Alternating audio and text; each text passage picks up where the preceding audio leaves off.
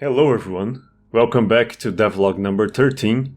I'm War, and in this devlog we're gonna talk about game feel, more focused on combat, which was what I worked on this week. And starting off, I created the melee attack animation. It looks similar to the throwing animation, and now the animations, combat animations will be done in the same style. And then I started working on the combat VFX, which was something that I wanted to nail down.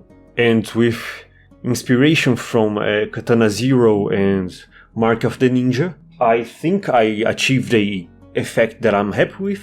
And this effect consists of hit stuff, camera shake, hit shake, the item breakage, the hit particles, the enemy death, this line through, after images, and blood, which is a lot to take in at once, but all these effects come together to create simply a enemy getting hit.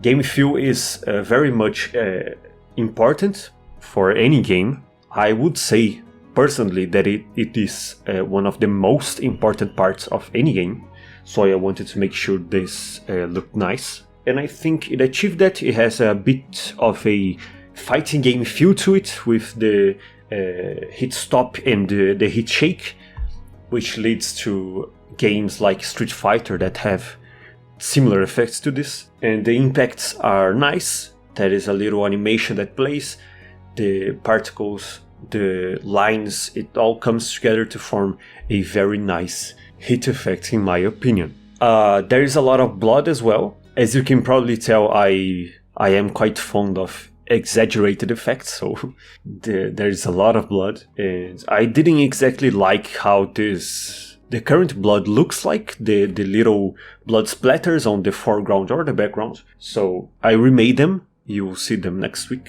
but I already remade them. And the little after images when you throw items also help, because the player itself will be able to perceive at which speed an item will kill. Because if you take a crowbar and throw it at an enemy, and then you take a potted plant and throw it at an enemy, both those items will kill at different velocities, because, getting hit by a hunk of iron is much harder than getting hit by dirt, for example.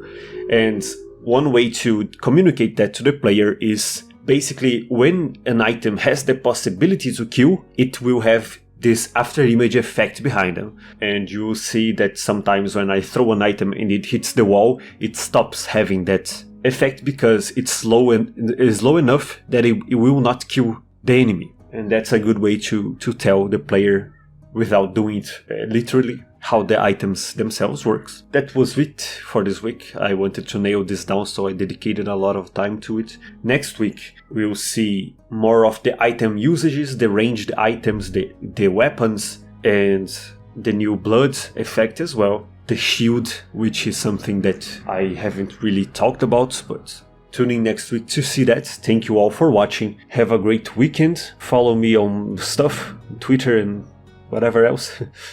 And until then.